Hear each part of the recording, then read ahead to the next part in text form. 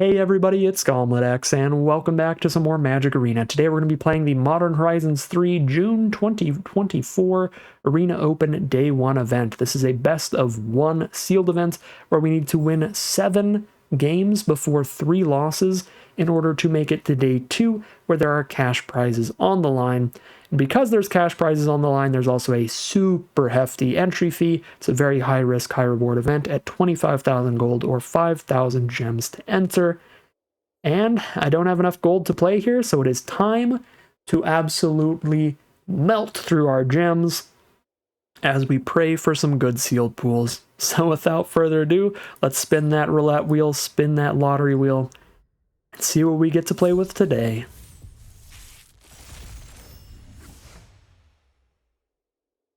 And these rares are quite bad. Aether Revolt is super specific. We need a ton of energy production to go with it. Null Drifter's pretty good. It's very good when it's hard cast. Even evoked, it is a solid deal, especially with Reanimator spells in your sealed pool to go with it. And then Gengar's quite good. So we have Null Drifter and Gengar being really solid rares. They're not like Mega Bombs or anything, but they're both really solid, just beefy game enders. The Fanatic of Ronus is also just a really solid mana ramp kind of role filler for any deck, but then like Rasheen, Aether Revolt, Kudo, and Pearl Medallion are incredibly unlikely to do anything good. Really depends on what is in the sealed pool. Double Chrysalis, let's go. We're green-red, right? We've also got double Spawn Gang Commander. To go with double Chrysalis, we have triple Nightshade Dryad for fixing and ramp. There's Fanatic. Yeah, you know what? Head empty on this one. I don't even think we need to... Wow, this sealed pool is so much better than our first one. The rares are not significantly better, but there's like an Altasaur as well at the top end, which is great to ramp into. Territory Color is just a great card in general. The landscapes, are these on color? Red, green, white. We could splash white towards Scurry of Gremlins. Buff the whole board, finish things off. If we've got good spawn production, that works pretty well. Here's a Brood Scale towards spawn production. Double Eldrazi Repurposer for spawn production as well. Oh my god, yeah. Wow, we get to be the villains with this one. Double Galvanic Discharge for cheap red removal. Charge Bug, no other energy producers, makes it not insane, but still decent. I guess I have 5 2-drops already. Super duper pumped about that. I'll still play it. Some Void Pouncers, maybe.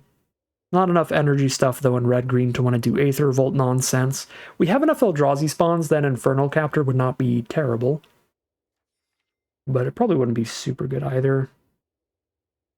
Play Wumpus Aberration as well. Run some colorless sources, definitely Warped Tusker. Do we play Null Drifter just as a 7-mana card in this deck? We have 4 2-mana mana ramp cards and 1, 2, 3, 4, 5, 6, 7 Eldrazi spawn producers. Oh yeah, we play Null Drifter as a 7-drop. I don't even think we need blue sources for that to be worth it. Solar Transformer is another mana ramp plus fixing card. Is great with this kind of top end, with a Null Drifter, an Altasaur. Even 5-drop top end like Commanders and Territory Color. That card's pretty good with. So we're straight up just green-red, right? Do we have any use for colorless mana? Yeah, double Spawn Gang Commander. Being able to sacrifice Eldrazi Spawn to this thing without having to sacrifice additional Eldrazi Spawn just for colorless mana is pretty good. So I'm going to take the green-red duels in here for sure. So Sheltering Landscape is green-red fixing. Do we want to play the cards that are just 1 color on color? I don't know. What we could do is we could play Perilous Landscape and Shattered Landscape and Deceptive Landscape. And now we have 4 colorless providing lands, and we have 1, 2, 3, 4 lands that can tutor a white source towards Scurry of Gremlins as a way to just buff the whole board and get in for a ton of damage.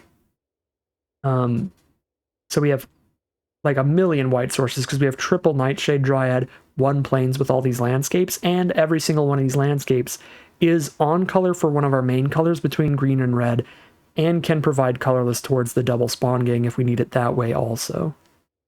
feel like that's reasonable. A Scurry Splash in here off of 1 planes, doing it that way.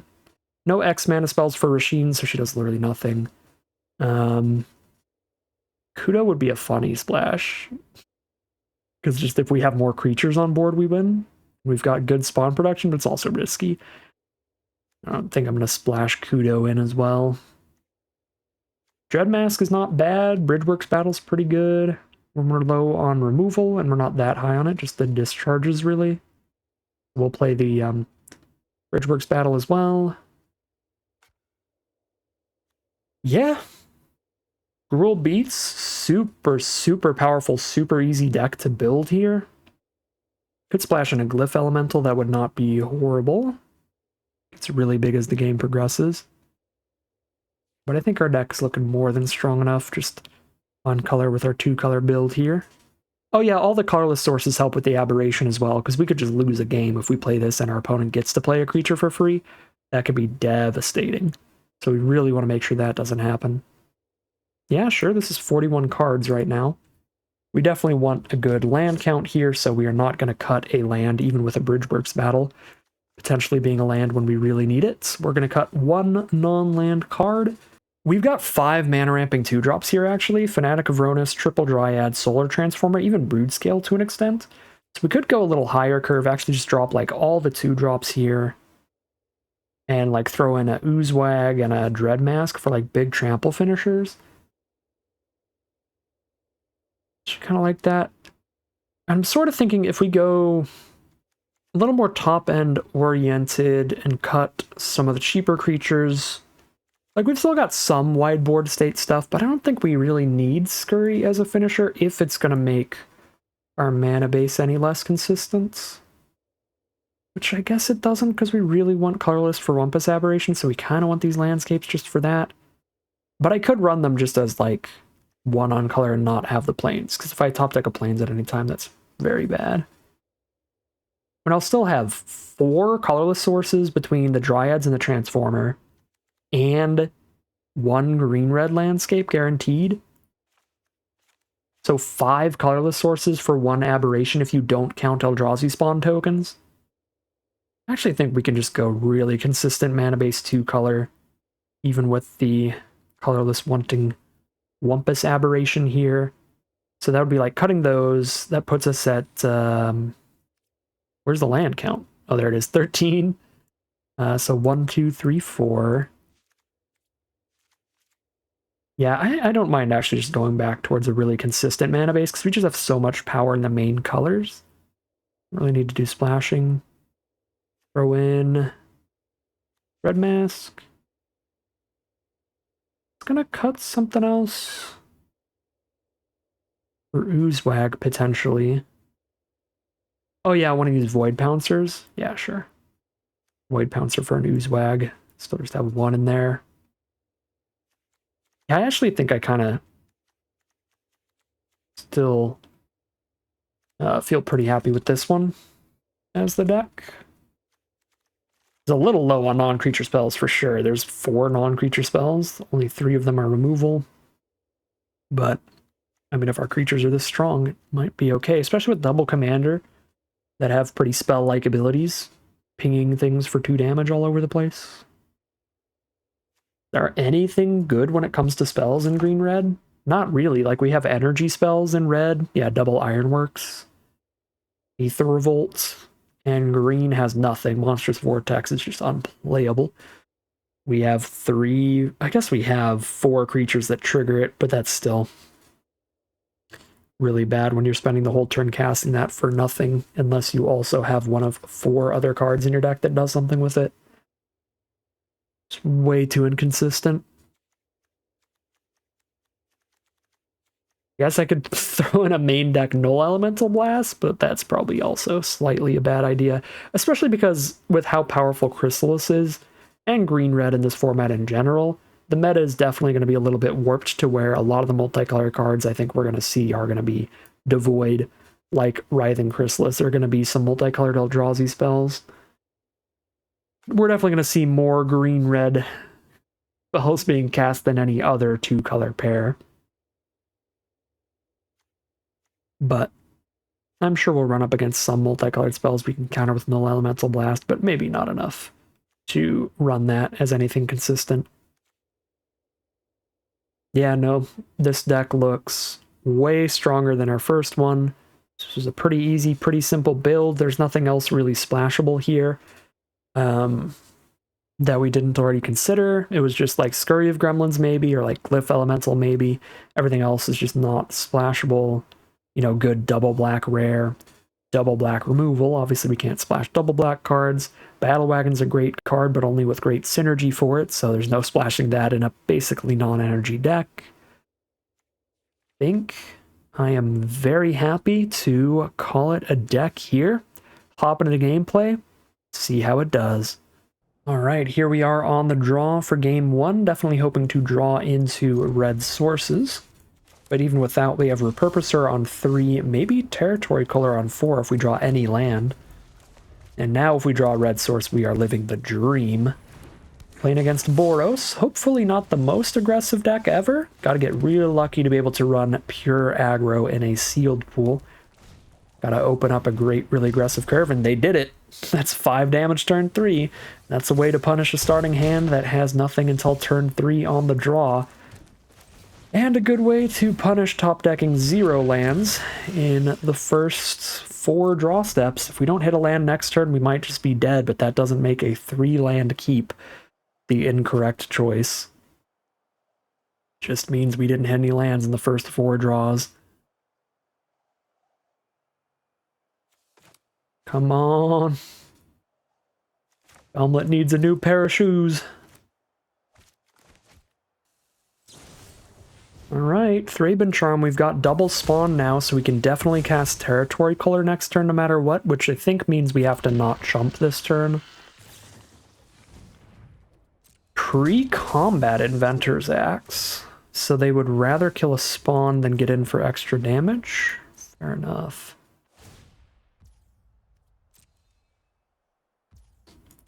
Six, we go to 9 if I don't chump. But if I do chump, then I have to play Oozewag as the only guaranteed play, which isn't even big enough to block Gatekeeper without dying. I'm still, I think, just needing to cast something really big like Color, so I'm going to take the damage, so even if I miss the land, we can Color. We hit the land, but it's not a red source. So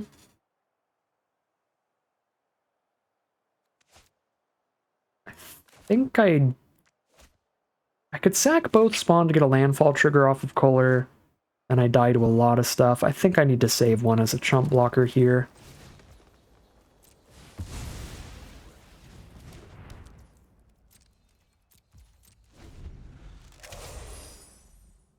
It's 6 damage on board. If I tap out for 1 blocker and they just use the pacifism, I go to 3 on board. Plus, by keeping this spawn, if the Color does get to stick around and it does stop them from attacking, we're closer to an Altasaur, which would be a massive way to stabilize. Which also could have been an argument for just playing an Oozewag here. But then they have a pretty good attack just sending in the 4/3 Gatekeeper and trading off into the Oozewag. Maybe it was worth it, though. Oozewag, keep 2 spawn, try to top deck any land into Altasaur. Just trading to the Gatekeeper on that one. Actually might have been better hope. And it's definitely a play that is all about our hopes and dreams, but we need to top deck good stuff regardless. So any play we make is banking on good draws at this point. Looks like it panned out pretty well, right? Oh wait, no, because they just buffed that instead of the Rhino. True. I mean, if I had played Oozewag though, right, they shield counter the Gatekeeper, they haste the Rhino, and then the Oozewag has horrific blocks, right? It trades into a Rhino or just a shield counter. Yeah. Alright. So, I mean, Kohler did stop some damage here. If I played Oozewag, we would have been taking another 6. Right? Or I guess we would just have to be chumping. Here I chump regardless. Sorry, Altasaur. Now we just need red source. We need Chrysalis here. That is not that, but it draws a card, so I think I have to play that over Oozewag. God, do I?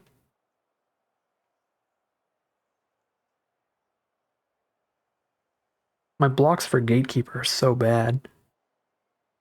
If I play Oozewag and pass, throw an Oozewag under the Gatekeeper. Yeah, no. Come on, Mountain. Perfect. Oh my god. Oh my god, and it draws a creature. And it has Death Touch. I don't actually think that's better than just playing Void Pouncer here, though. Because Void Pouncer already trades into anything on their board, whereas Nightshade Dryad could kill something bigger later. And I'm at the point where I can't, like, play Nightshade Dryad and expect to untap with it to have the mana towards Altasaur. Although I guess just on the off chance it might be worth it. No, because I'm just going to like Chrysalis next turn, right? Because I can Chrysalis and then still guaranteed Altasaur later after that.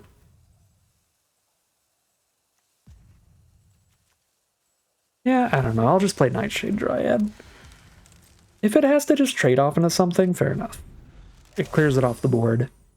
But maybe these 3 blockers are enough to hold them off of attacks for a turn, and if that happens, then it leads to an incredible next turn with Altasaur. Galvanic Discharge, shoot the color for 5. That is horrific for me.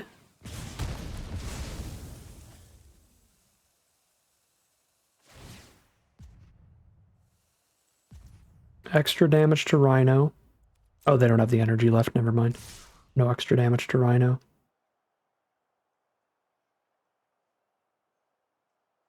So we kill the Rhino, chump the Gatekeeper, drop a Chrysalis.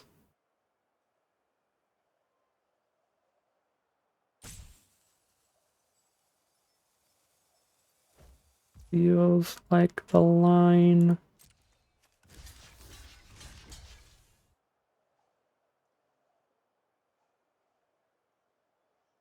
Could go to 5 instead of 6 to kill the Conduit Goblin, so if they top deck any more energy, they can't give anybody else haste.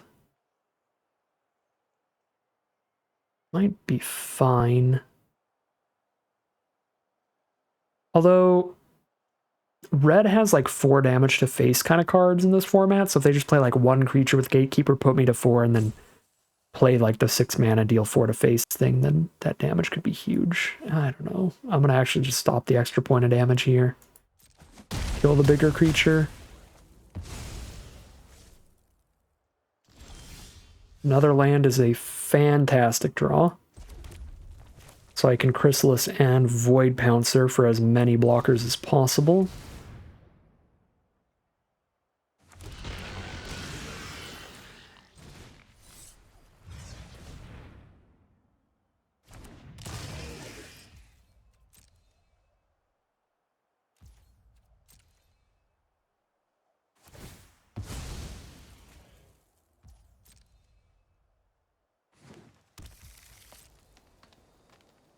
Opponent pulls out the green splash.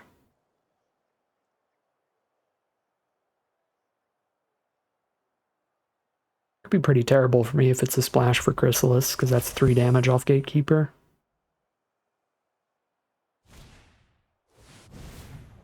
Everybody hates Chris. I've actually never seen that show. I don't know what the what the song sounds like. It's terribad.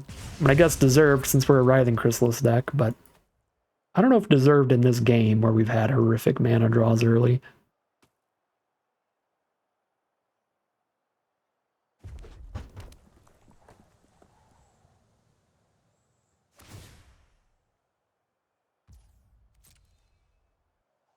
If I hit a land, well, I guess even if I don't hit a land, I can Altasaur.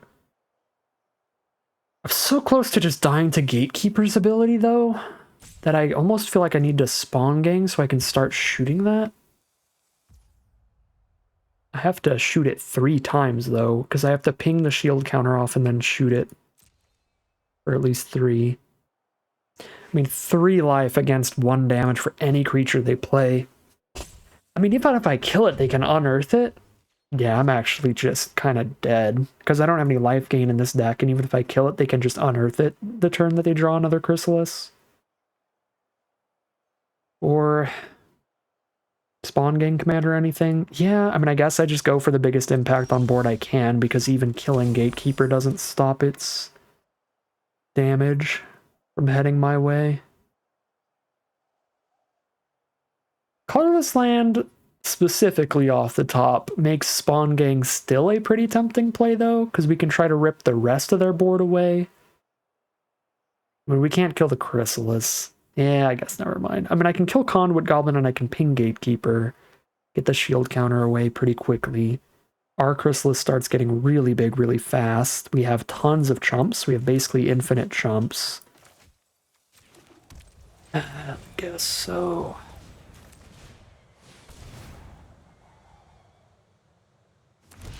Like, we need to start racing.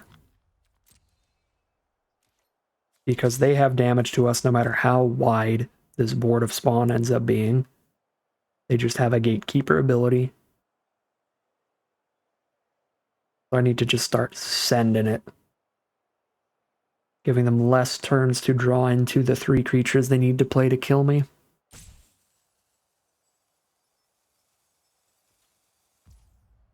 No blocks.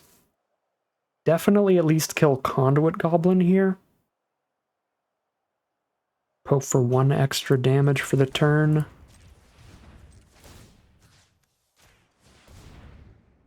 Actually, if I do the math right, there's no way it's lethal though, right? If I sack 1, 2, 3, 4, 5 spawn tokens, that's 7 power. And I have enough mana to throw 3 Eldrazi. 7 plus 6, yeah, it's not lethal. But I could hit for like 15 if I threw it all at the face. Don't think I do, though. I think I whittle away the board.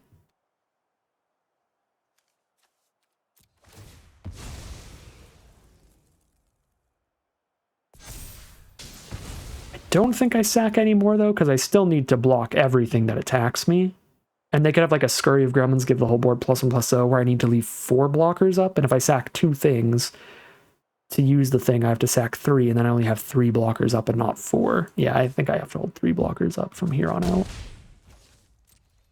But I can hit for 1 more damage and get the goblin out of the way there.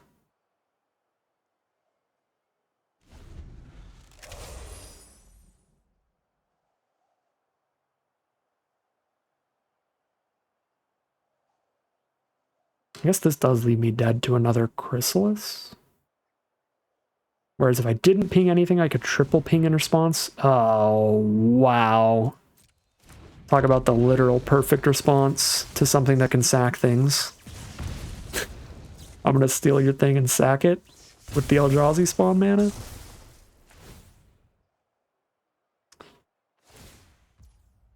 Yep, that's obviously terrible.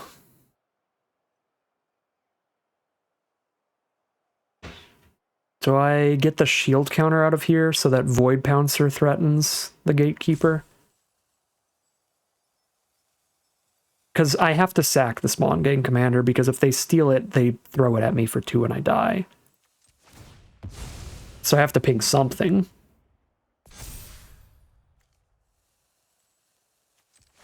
I think I get rid of the shield counter, so they can't really go for a Gatekeeper attack this turn. Oh, I guess they have Unearth. God.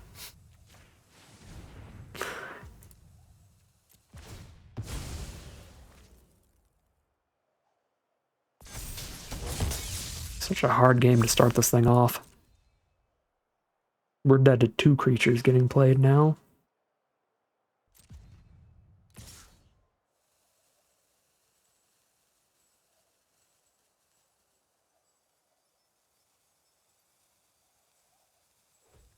Just the Chrysalis. Obviously, we have to chump. Now we don't really get to send in our own Chrysalis to try to speed things up anymore. Just gonna need the double blocker from Altasaur here. Do I have any other cards in the deck that require colorless? I have a second Spawn Gang Commander I could draw into. So do I leave this sheltering landscape behind instead of thinning the land out of the deck? Probably. Well, I guess I still have 2 more Nightshade Dryads and a Solar Transformer, so we actually might be thinning that out. Alright, we have to Altasaur over Oozewag, because it could actually be 2 blockers instead of just 1. It is 3 blockers. Very good. Thank you, Eldrazi Repurposer. Actually enough blockers to send in the Chrysalis here. Do its thing.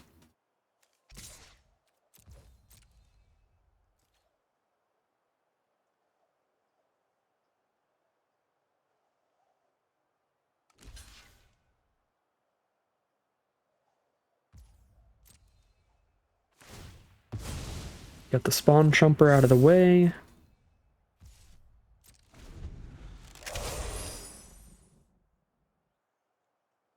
No, I don't think we're dead yet, because I think if they top-decked a creature with another in hand, they would have just played them by now. 2 life. But they could have 1 creature, and then we're 1 creature draw away from death. They move to main phase 2. Just make their Chrysalis super massive. Big enough to beat ours? No. But we still win the fight. In terms of Chrysalis sizes. Well, we thinned a land out, still found one. We definitely Oozewag pre-combat here for trample.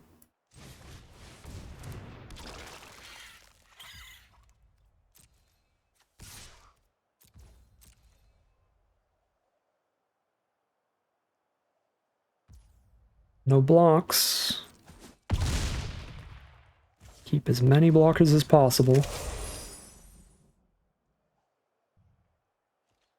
Main phase 2 from our opponent again. They pass through the turn. Is there any instant speed 4 damage to a creature?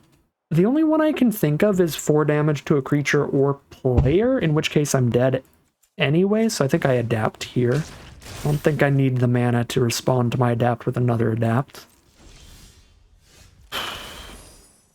We got the floods. We have 12 plus 9.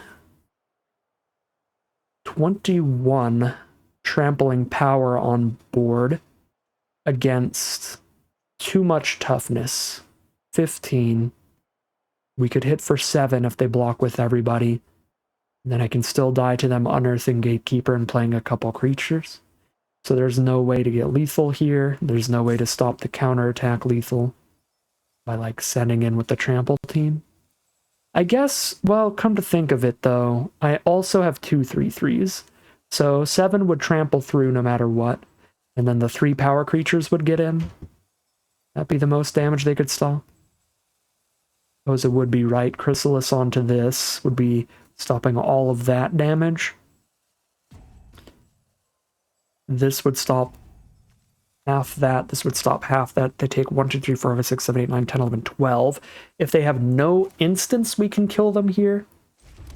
But if they have an instant that can kill like one of our creatures, we'll die. But also if they have 1 creature in hand, all they need to do is top deck a creature and we're dead anyway.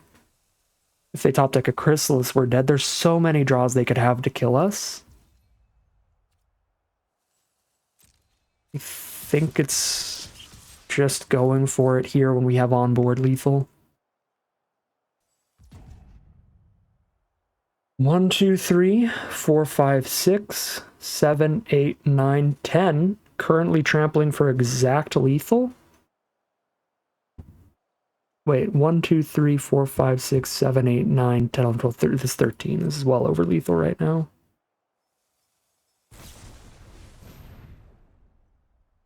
One, 2, 3, 4, 5, 6. It's still 10 damage.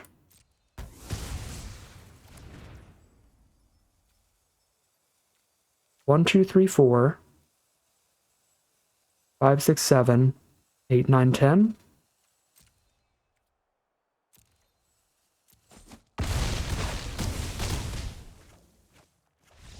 Boy, all right. Terrifying game to start things off. We had a slow, monocolored hand against a great aggressive start from our opponent.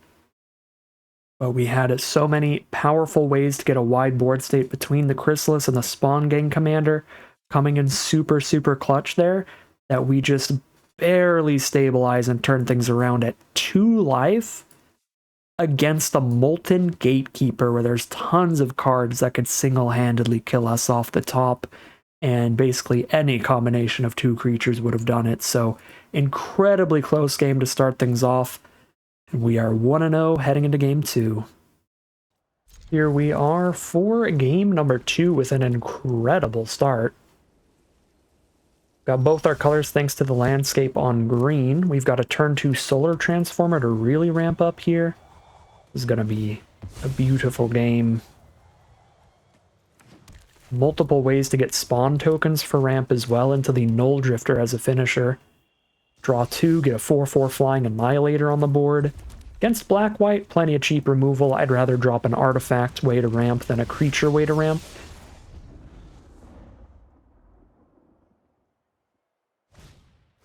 Emperor of Bones. Speaking of cheap removal, that is a card we need cheap removal to kill, or we die to it real fast. It's a 4/4 that keeps reanimating creatures against us.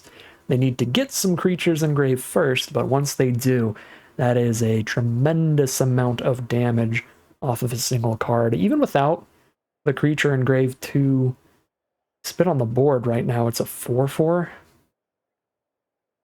Does the thing whenever counters are put on it. So if they do just want to put the counters on it and hit for 4, at least that means they're not going to be throwing something at us yet. So drop a 3/3 to hold that thing off. I feel like I drop a 3/3 to hold that thing off. I guess I could do the 3/3 and the Nightshade Dryad thanks to the mana rock here for green instead of just colorless. That's probably the best line. The only issue I have with this is now we have creatures on board for them to kill with removal, and if they do kill one of these creatures, then there is going to be a creature in the grave for them to throw at us with the Finality ability. But we can't really just play around the Emperor of Bones by casting absolutely nothing for the rest of the game. That doesn't seem like a viable strategy.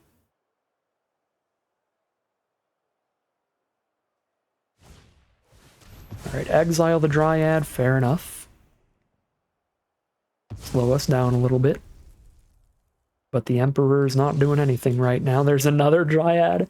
I've got the 5 mana to play a Spawn Gang Commander to try to force them into using the Emperor immediately, or I could just immediately sack all 3 Spawn to kill the Emperor if they try to do anything here.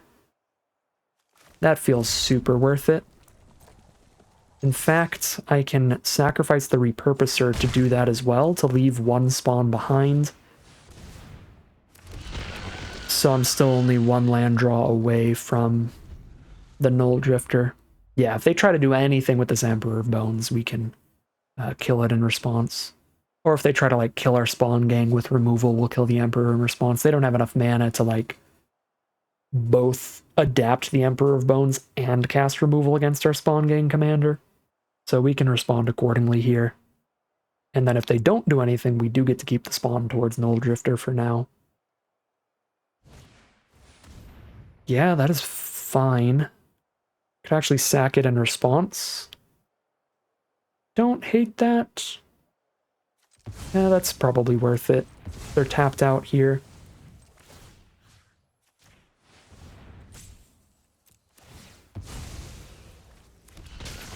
And this actually still is all the Eldrazi we need for Null Drifter, if I really want to drop that.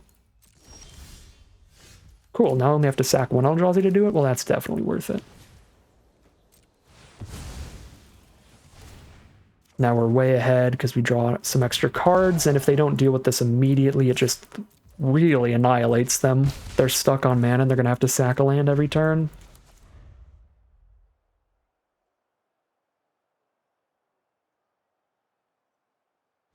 Alright, super rough game for our opponent there. They kept the 2-lander, drew 0 lands, and then ran up against an Annihilator 1 card. It's got to feel absolutely devastating, but we will take the victory. We are 2-0 heading into Game 3. Here we are for Game 3 on the draw again. We've got Dryad into either of these 2 cards is a great curve. They don't kill the Dryad. We're against another Boros deck. This one red, white, and black. There's Dream Drinker Vampire to roll out. There's Nightshade Dryad, and we have plenty of mana, so even if the Dryad dies, we can do stuff. Although if the Dryad dies, we're absolutely going to Chrysalis before the Aberration, because we don't want to let them get a spell for free. I think if the Dryad sticks around, we probably Aberration first, right? We'd rather have a 6-6 trample than a 4-5 reach. Just immediately start jamming in for damage. That feels right to me. Stay with colorless.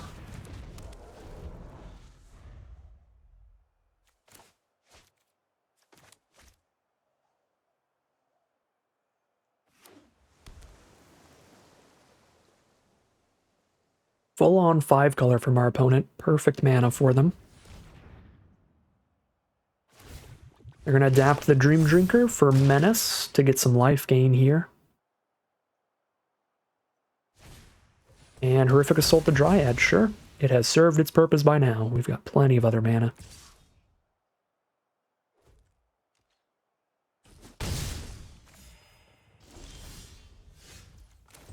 Now we drop that Chrysalis for the wide board.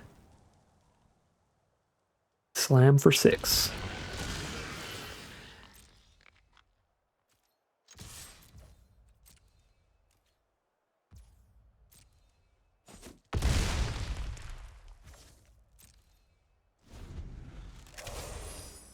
They have a Galvanic Discharge in hand. I think they have something they can do for a single red or white. Oh boy. If they can play any more artifacts, that can absolutely outrace us, because it's unblockable every turn. It hits for 6, then 7, then 8. That is incredibly threatening.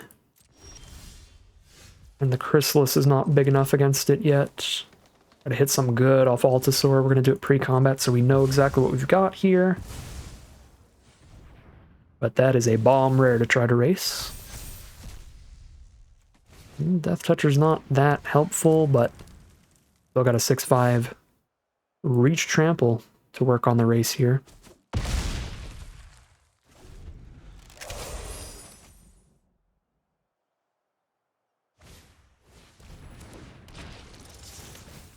There's the artifact for the unblockability.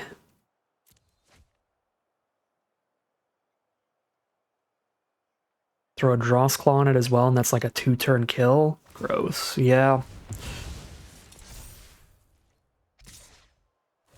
They're at 16. They have 3 toughness, but most importantly, they have 3 life gain.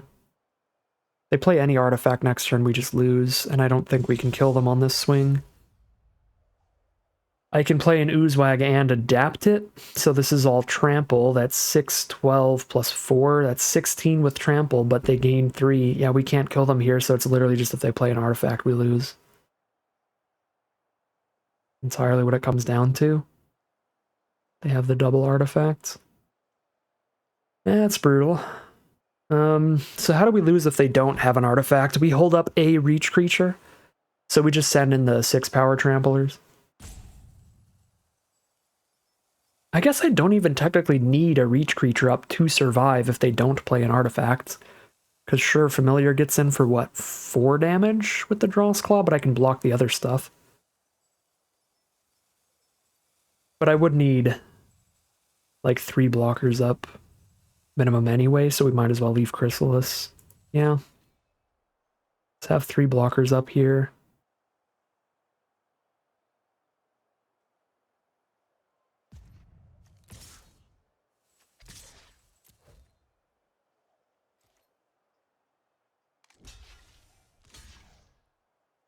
Okay, that kind of play makes it look like they just have another artifact, and it just doesn't matter.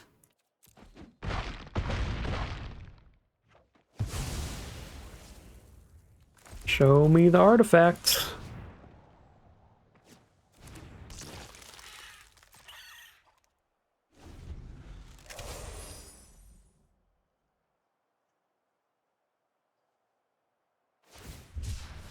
Cycle the Seething Landscape. Drop a land. Pass the turn. Block 6, take everything else and die.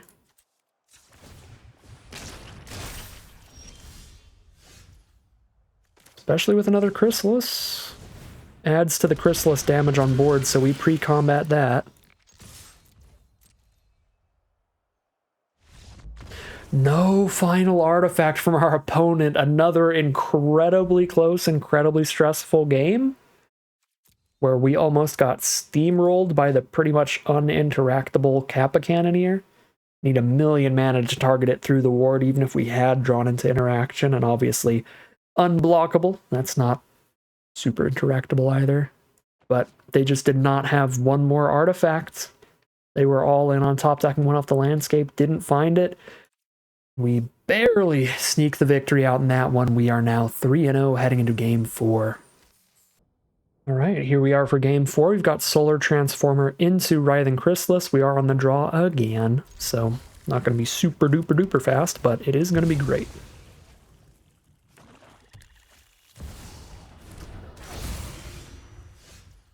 Well, that's bad. Turn 1 Nethergoyf is quite an aggressive play. There's already a land engrave, so it wouldn't be the worst to cycle Landscape towards green, because we're going to want to cast this and adapt in the same turn later, quite likely. And I'll have a colorless source from the Solar Transformer. So. Oh, this only cares about their graveyard anyway, so I don't have to worry about that one. Alright, cycle an Eldrazi Ravager to make the Goyf 2 power. Yeah.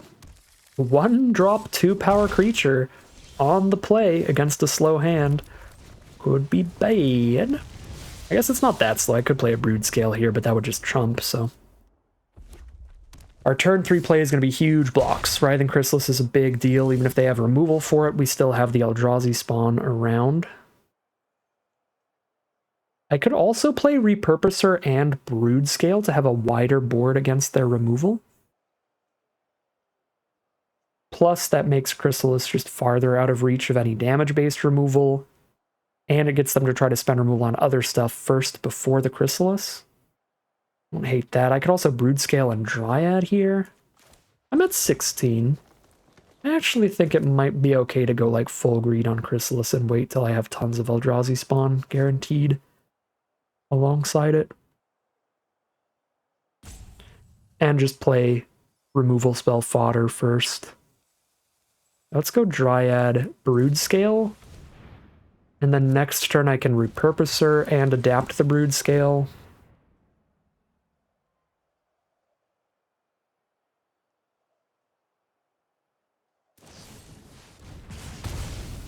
Well, Chrysalis would have been out of range of that. But we still did technically get a removal spell out of the way. Void Pouncer, 5 toughness blocker here against the Nethergoyf. Can tap out for that, or I can play Repurposer and try to double block Nethergoyf with 2 3/3s.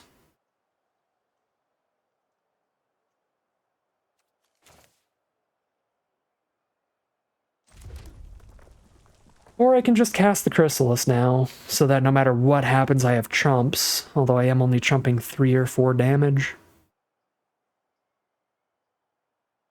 If they kill the Chrysalis.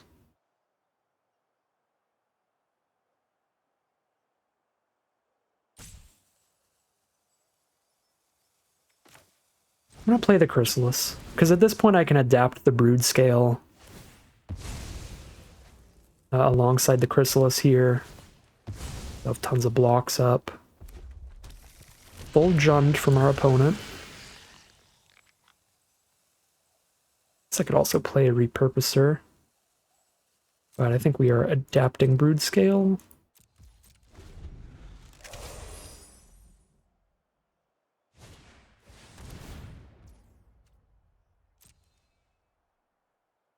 That's just mana ramp, so no removal yet.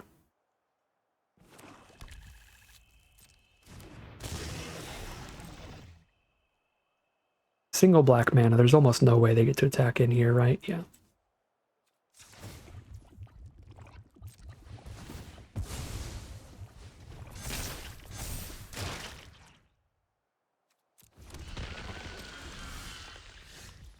Oozewag?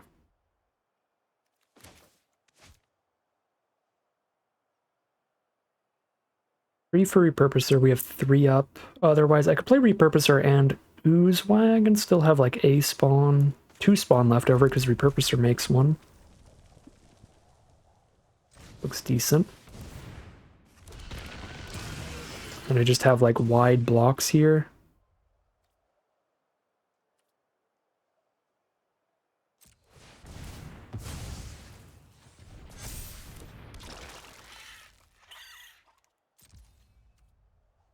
They double block, I sack both spawn.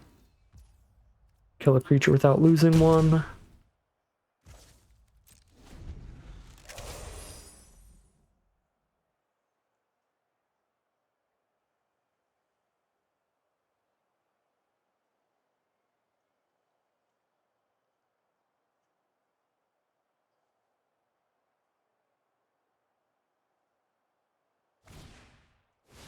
Ooh, Titan's Vanguard. Luckily their board isn't that wide for all the colorless creatures, but that is still big. And it could be really, really bad later. They play any spawn production like their own Chrysalis. Send in the Myco spawn. Well, I'm real happy with this trade. They must have reanimation or something.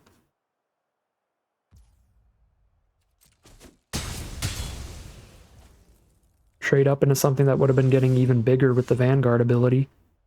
Regardless. 15 to 13. I do have to worry about counterattacks, but Void Pouncer swing is quite big.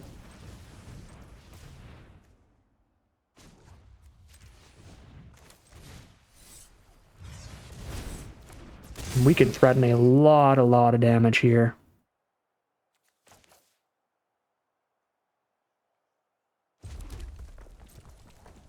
I think we just go for it, right?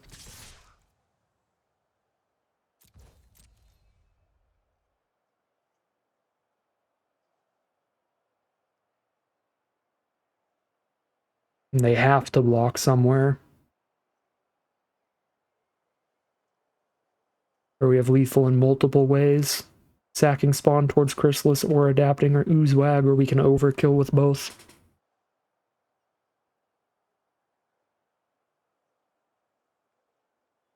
We probably double block to kill Chrysalis here and take 6, go to 4. Yeah, their blocks, they don't have great options here. I mean, they could throw another Void under Void Pouncer, but then they probably still die. They're gonna go for not killing Chrysalis. Killing Oozewag instead so that Chrysalis loses Trample. That makes sense. Solid. Solid play. Actually, probably should have sent in Repurposer as well. I couldn't have lethal them, but I could have put them to worse blocks. Put them to 4 here or keep a spawn as a chumper. Put them to 4.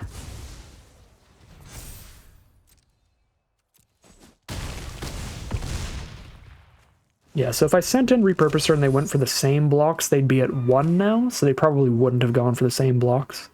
Would have spread out the blockers, killed the Void Pouncer, and chumped somewhere else. Okay, there's Ember Mage to kill Void Pouncer. They could shoot face and die, I guess.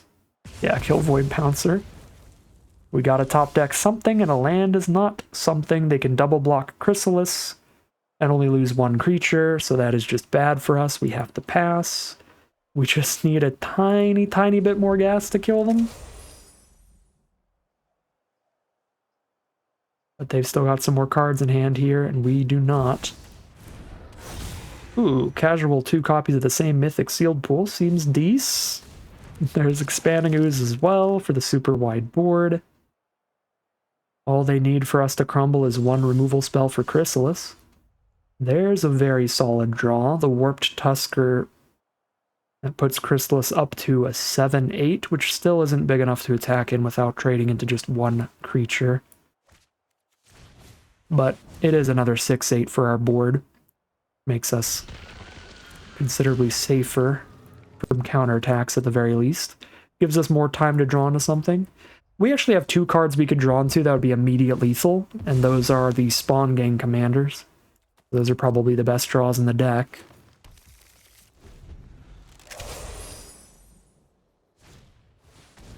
The Hunger Tide rises, so they start working up a board of insects and then tutor out whatever they need to. On the 4th turn, Nightshade Dryad. Not one of our insta-lethal cards. So we cast you and pass.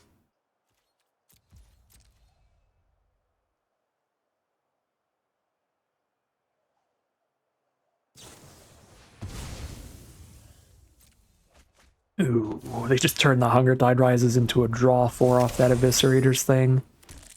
Sack the next insect to draw 2 more cards. Now they're really digging.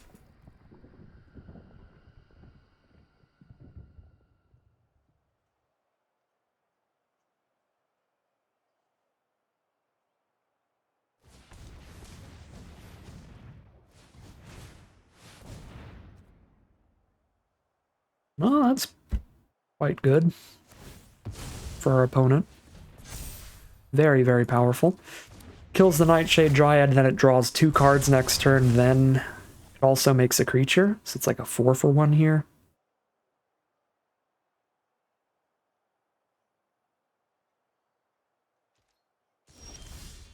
Another Eldrazi Repurposer.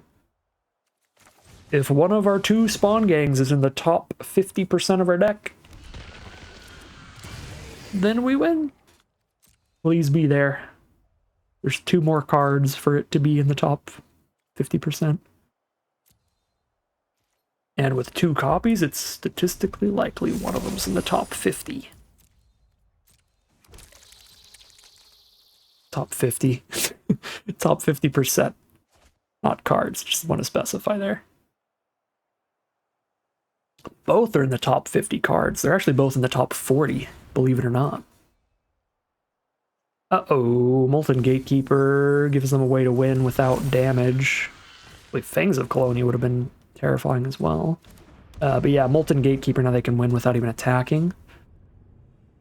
We need to hit Spawn Gang real quick at this point.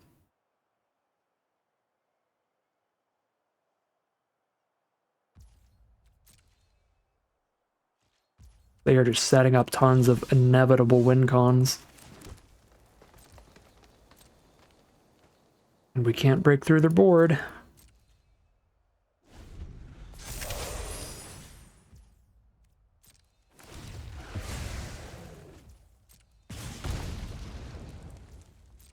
And we'll see if the Hunger Tide Rises can find something that insta-kills us or something like that. Oh, they have no reach creatures either, so a single Null Drifter would also kill them.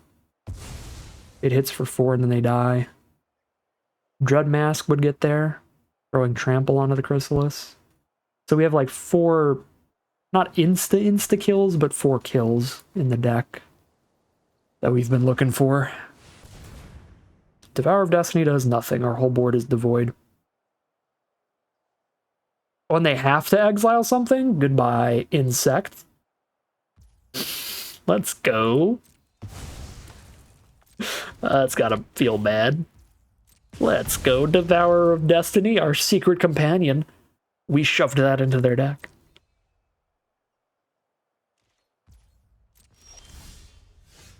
Where are you, Spawn buddy? Oh, we'll probably use this. I mean, the Gatekeeper can just unearth, and whatever I do this on, they're just going to sack in response and draw another 2. I guess they have 8 cards left in their deck. They might mill out. But I can't hit another Goyf. They can just escape it. Well, 4 or more card types among them. They have 2 enchantments, 2 sorceries, actually 3 enchantments, 3 sorceries, 2 instants, 3, 4 lands. They have enough of all those card types, they can do that, and the Netherglyph is still going to be just as big when they bring it back. So maybe it's Spellgorger before that gets any bigger? Or maybe it's just a 6/6.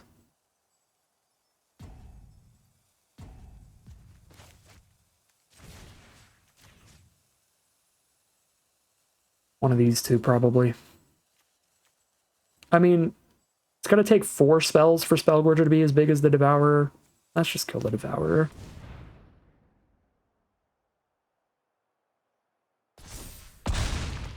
They did not... Oh yeah, that flashback costs 5, not 2. I'm a doofus. Disregard my previous statement.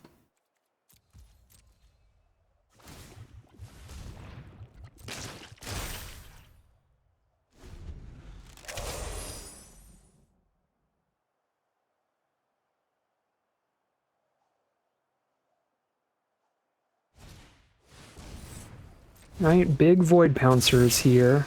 And that puts us to 10.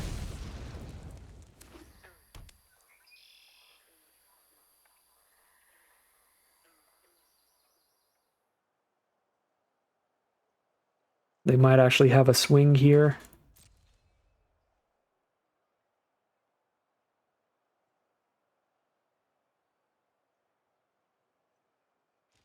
Nope. Alright, time for our 6th or 7th top deck of the top deck war. We still don't find one of our 4 lethal options, but that at least is just another Death Toucher to disincentivize swings from our opponent.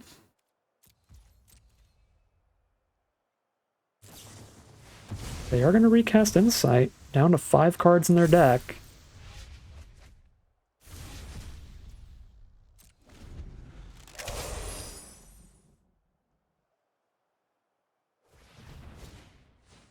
There's a Nightshade Dryad. The ping to 9.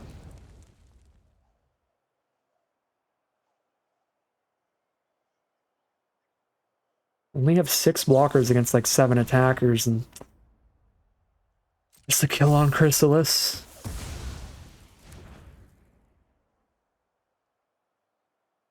Now it feels like we're really close to only having like 1 turn to draw into something. In fact, we're probably there. They just attack with the whole board. I have 1 turn to get out of this. Might even be dead here.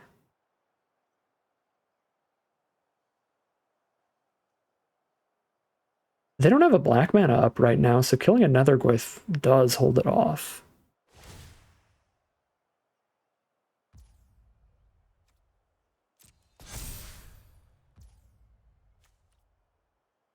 Although I probably have to kill the Trample. Soak all that damage up. But no untapped black source means killing a Netherglyph is not actually terrible.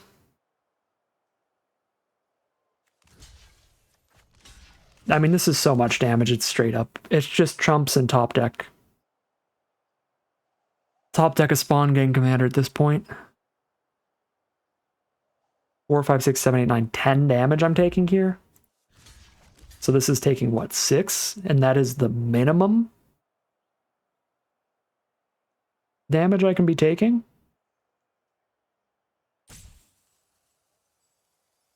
Alright, well.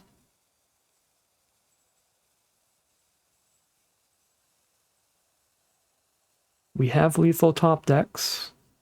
Now there's only 2 lethal top decks, though, because it needs to be instant lethal instead of lethal the turn after. Actually, Dreadmask might still be lethal. 1, 2, 3, 4, 5, 6, 7, 8, 9. 6 to play, 5 to equip.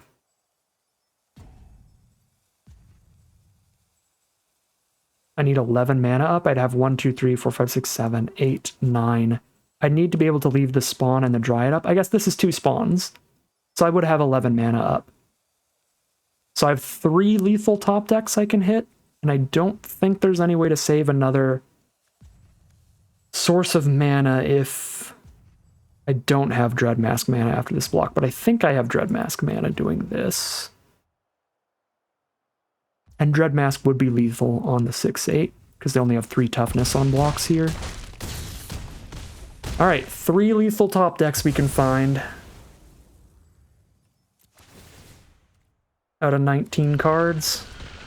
They've been shy the first 50% of the deck, but maybe they're here. Now... Oh, they have the mana to do the Eldrazi Ravager? Oh, they don't have the Eldrazi to do that. Oh, they do. They had the black source in hand for the Nethergoyf, though, so I needed to not kill Nethergoyf for Dreadmask to be lethal. Oh, no. Yeah, I thought I'd thought of everything on that block, but not them having exactly Swamp as the only unrevealed card in hand there. Okay. Well, this is going to be so sad if it's Dreadmask, but if it's Spawn Gang, we're still there. And it's just land. It just doesn't matter. We draw like poop in the top deck. War had 4 lethal outs for like 6 or 7 draws in a row and never found any of them. What can you do? 3-1 it is, heading into game 5. All right, here we are on the play for game 5. I don't think this is our first game on the play, but it might only be like our second. We've got the Void Pouncer here. If the Nightshade Dryad dies, we might want another colorless source. I'm going to hold off on Landscape here. Because Nightshade Dryad is definitely a removal spell target. If they have 2 mana removal here, turn 2, they will probably kill it. I guess I've got the Chrysalis for spawn for the Void Pouncer anyway. But I would rather leave the Chrysalis spawn for an early Null Drifter. No, a red deck? Goodbye, Nightshade Dryad. Oh! Hold. Hold? They let me cast a Chrysalis turn 3, even if they have removal for Dryad. They waited too long. But they don't have removal for Dryad, which makes more sense than them waiting. Top deck land? I'm gonna just go to Happy Town, right? Sack these one at a time to play around instant speed burn for Chrysalis. Okay.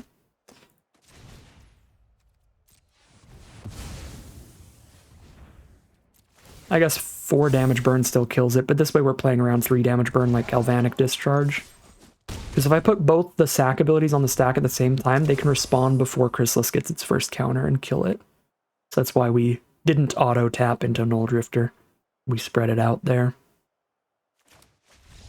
Alright, yep, that was pretty gross. Dryad into Chrysalis into Null Drifter is a completely absurd curve, and it's going to be a free, quick game after the very grindy loss last time. So we are now 4-1, heading into game 6. Here we are for game 6 on the play, baby. You go first. That's what it's all about. Turn 3, Wumpus Aberration on the play.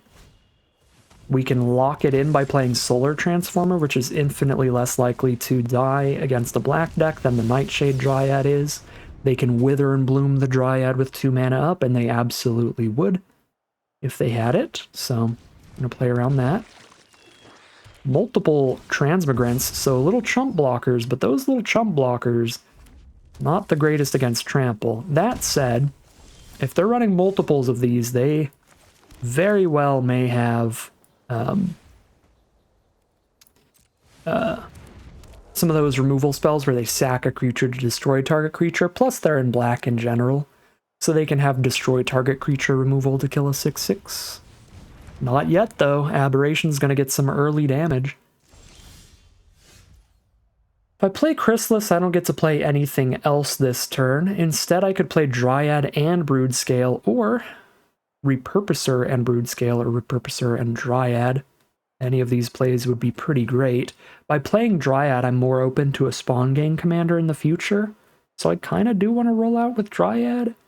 Although Chrysalis is the most damage I can start threatening our opponent with. It's not going to have Trample, and they have multiple Transmigrants, though, so I'm not insanely impressed by it. I don't think I'm going to do the mana setup here with Nightshade Dryad. I guess Solar Transformer is also the red for Spawn Gang. So we are like super set up for that.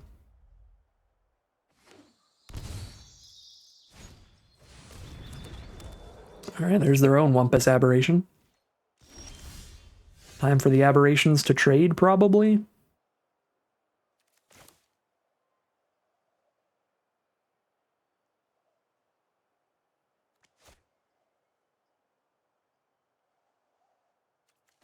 And then we just Chrysalis into double spawn gang for the world's biggest Chrysalis.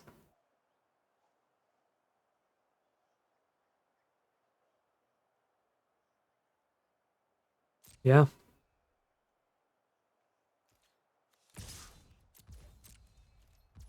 No blocks. Go to 5. I mean, they must have removal then, right?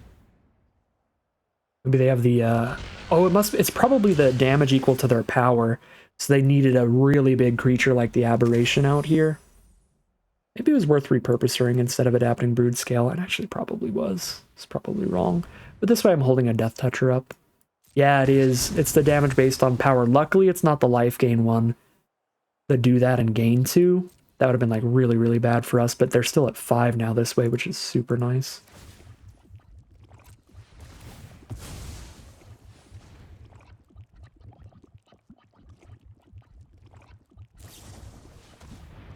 Ew. Wither and Bloom the Brood Scale so I don't get the spawn out of it. That's pretty sad. Okay, well, if the game goes long enough, I can just shoot them for 5 with the spawn gang commander tokens. So let's just start doing that. We're just chilling. Yeah, they're done. They're so tired of it. They've been probably playing against the same cards all day. Because they're the best cards in the sealed format. All right, well, we are 5-1 now. And yeah, we were just set up to play that game nice and slow. From there, million blockers on board, and as long as we can keep on tapping and throwing spawns at them, we just do that 3 times and they die. I don't think we had onboard lethal, because I don't think we had enough mana to throw enough Eldrazi at them, but maybe. No, we only had like 4 mana. We could have thrown 2 Eldrazi at them for 4 life, because we could have sacked like Chrysalis and the commander itself, so that I didn't have to sack spawn. But I was a turn-off from killing them. Anyways, we are 5-1 now. No matter what, we're going to get some of our gems back, but fingers crossed here we can win another couple games, make it into day 2 off this sweet deck. Here we are now for game number 7, and our streak of being on the play is over. We're on the draw for this one. But it's a great hand for being on the draw. 2 rampers into the Annoyed Altasaur. There's a 3rd ramper with the Repurposer. We have the early Galvanic Discharge if they're a really aggressive deck here. And even if they're not, it's pretty good. I kind of want to play Fanatic here over Transformer.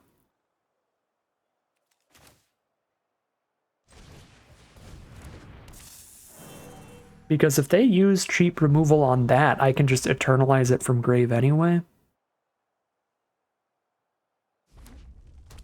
And then if they don't, I do get to poke for 1 with this. I don't get to poke for 1 with the Transformer. Yeah, this looks fine, like poke for 1, play a Repurposer. Or I could play a Repurposer holding up Galvanic Discharge.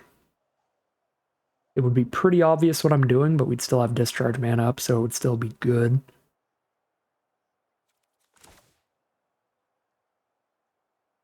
I guess I just hold up Discharge. Play it super safe. 1 point of damage, like how likely is that to matter? I don't want to cash in the spawn yet. So I have 2 7-drops, so I want to be able to use the spawn mana and transformer mana to cast one of these 2 turns from now. We're very, very close.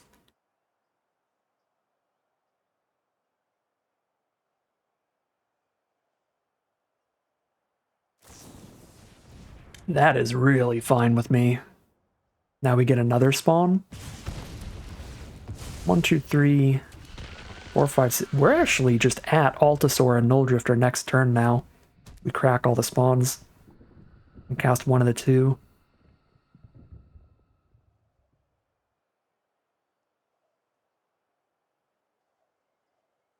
If I can keep their board pretty small, I might play Null Drifter first.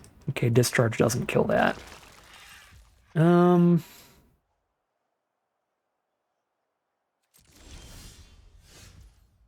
Not actually 100% sure which is better here. They're both big enough for the Fanatic Vronus to tap for quadruple green next turn, but Altasaur's better against removal. Null Drifter starts making them sack lands, which is kind of big, but Altasaur is like potentially two big threats, which would be game ending as well. And the damage it's pressing in is more threatening. Can I cast with Kicker for free? No, right? I guess I should have clicked on it and found out, but I'm pretty sure if I'm casting without paying its mana cost, then clicking on the Kicker off of Cascade doesn't do anything. It's going to be like, all right, well, pay the Kicker, and I'm going to be like, well, I can't. It'll be like, well, too bad. Thriving Skyclaw, well, that's a great target for Galvanic Discharge, and I'm pretty sure I can, yeah, I can cast Null Drifter and still do that. Well, I'm going to cast Null Drifter and see what we draw before we choose anything else. Cool.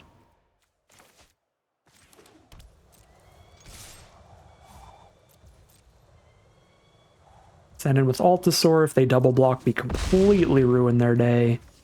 And then just hold up Discharge.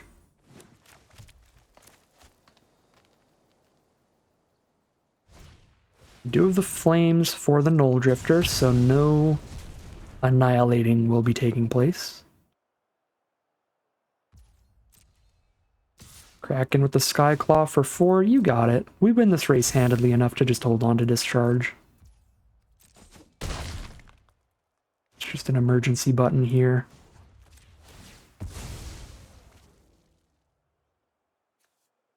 Well, I could crack it now on the end step to be mana efficient. Don't think I will. Hello? Yeah, no. With Fanatic of Ronus just absolutely popping off here, we don't need mana efficiency. This card's just ridiculous amounts of mana currently. I can just do absolutely everything.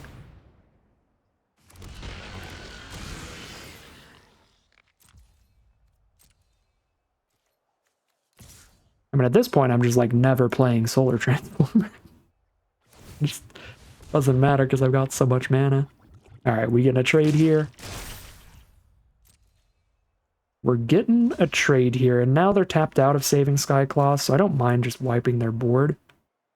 I think I'll just wipe their board. Alright. Empty board against all this stuff. Not casting Solar Transformer so I can adapt to Oozewag if I need to.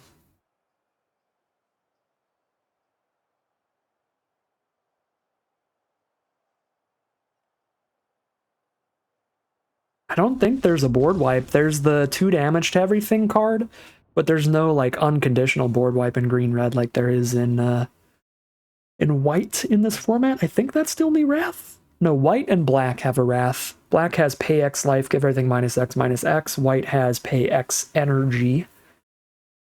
Destroy everything that costs that much or less, I think, based on mana value. But yeah, green-red, they're just not going to be able to blow up all this stuff. They could play like a Chrysalis as one of their best plays for a few blocks, but that's still going to be mostly trumps there, so...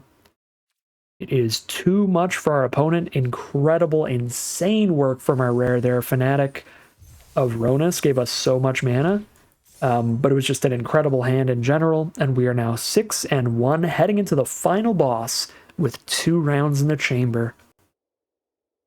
We've got a 1-up in our back pocket. Alright, here we are on the draw again, but we've got a very good hand. We have an early discharge, we have a Dryad, and we have a Repurposer as well to ramp into the spawn gang that we have our double red for. Well, this is going to die, but still cast it. Yep.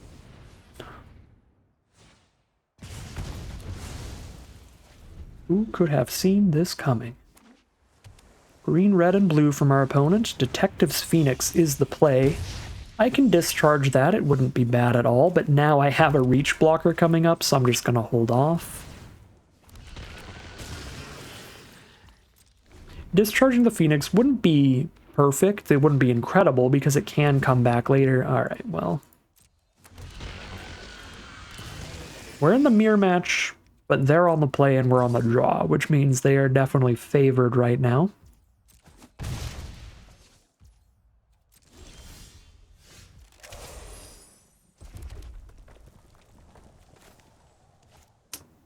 greedy to not hold up discharge here? I don't think so, because the only thing I can really discharge right now is the Phoenix anyway. I can't discharge their Chrysalis unless they play really poorly and sack both of the spawns at the same time before the first ability resolves.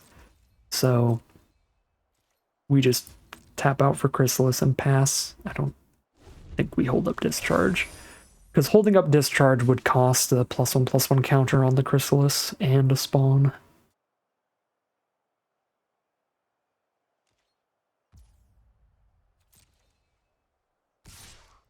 Suspicious.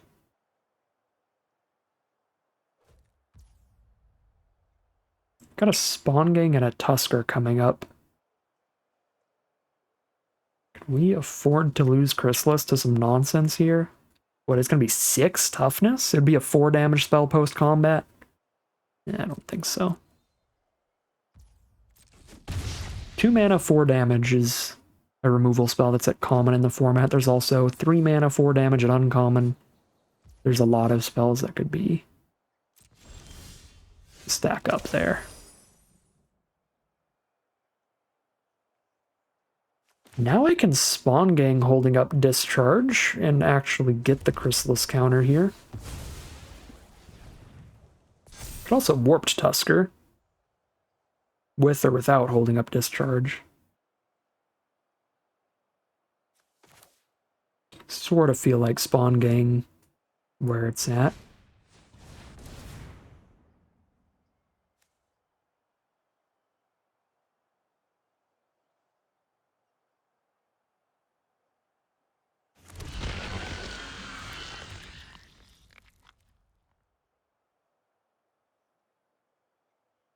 So Chrysalis is now 9 toughness. Need some wild interaction to kill it here. 14, do I attack with it though? I think I just use it to completely nullify their attacks for now. But then once we have a Warped Tusker around, we start getting crazy Chrysalis damage in. That is the plan.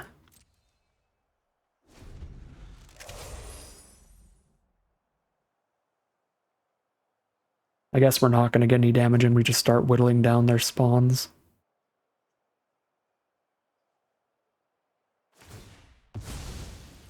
Cool.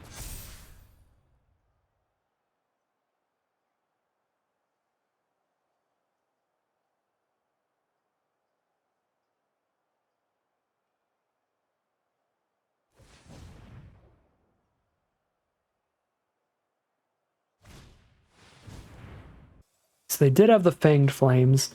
They're going to use it on Spawn Gang here. I can go ahead and clear out the Phoenix in response for decent value. I mean, they've got the Bestow ability, though. They've got the evidence for Bestow. Might not actually be the best value ever. We still throw it at their face, at least.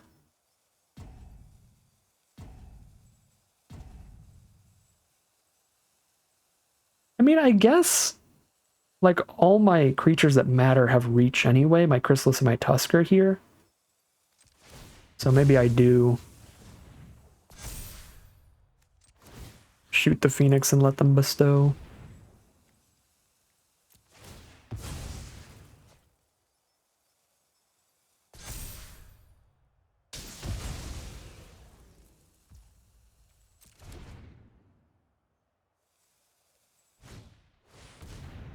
Whenever you cast a creature with mana value 4, 5, or 6, get 2 more spawns. Oh, okay.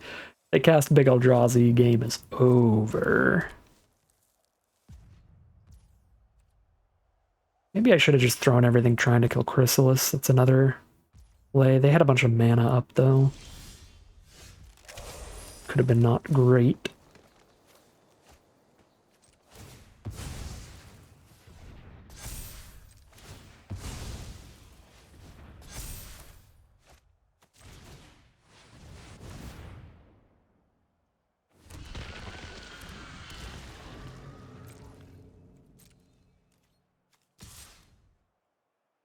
All right. So we gotta hope that the unsealing does basically nothing at this point.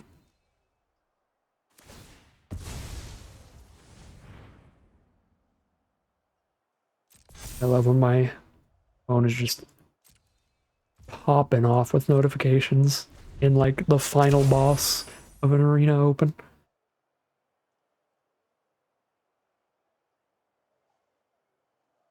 I have muted the phone. Oh my god, evoking Null Drifter triggers all of the unsealing? Alright, GG. GG. Alright, so I think we got a little sloppy there these last couple turns. We probably should have done everything we could to try to kill that Chrysalis here, rather than the Phoenix. Just thrown our whole board at the Chrysalis, made ours really big and theirs not on board anymore. But good lord, does it look like it doesn't matter. This is magical Christmas land Kozilek's unsealing over here. They have the Evoke combo to go with it, plus double Chrysalis. I mean, I literally don't even need to play it out at this point. There's nothing in our deck that's going to break through double Chrysalis, infinite Eldrazi spawn. So, I'm going to give it like another turn or two, but I'm looking through the deck list here.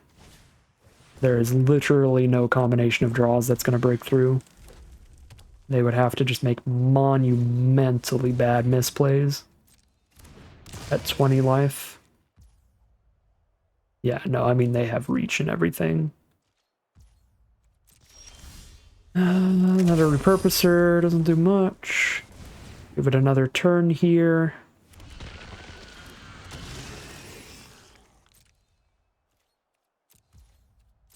They're already at a 10-11 and a 6-8. Other significance on ours, which can just get exiled off of an Eldrazi spawn and some lands.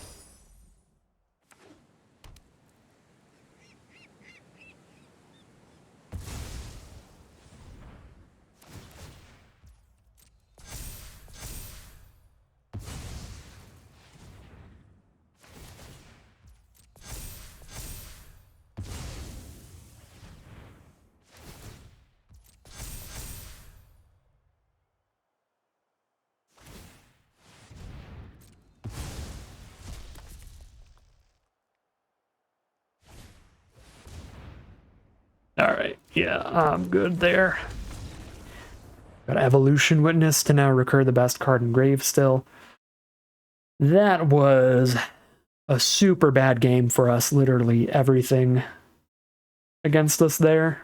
We were in the Wandering Chrysalis mirror match, except they were on the play to get their Chrysalises before ours. They got insane Kozilek's unsealing Wombo combos, and we made a few loose plays in the middle there. Again, with how insane this deck was and how insane their draws were there, I don't think the misplays ended up mattering, but stacking together all of the bad things alongside the misplays made it just really, really unwinnable.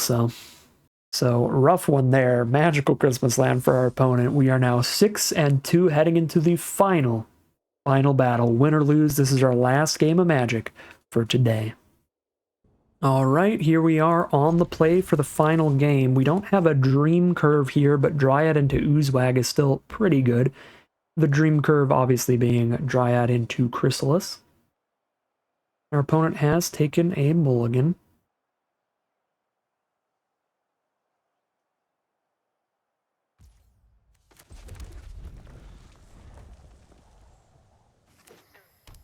Twisted Landscape turn 1, so that is Jund colors, as all decks in the sealed format are.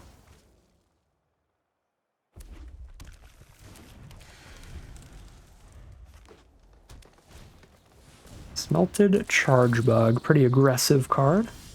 There's a Null Drifter for later. For now, we are on Oozewag.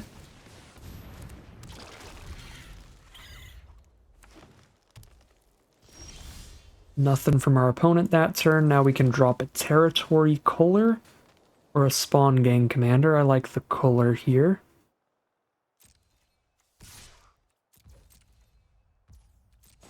4 damage in. Here's the 7-5. Just threaten big attacks.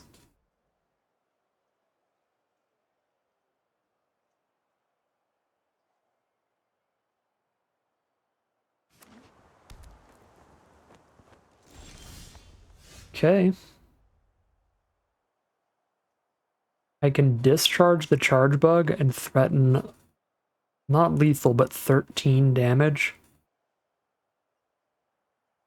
I already hit really hard here, and if I discharge the charge bug, I'm not playing Spawn Gang Commander, which is just insane on this board. I think I'm still just playing Spawn Gang Commander.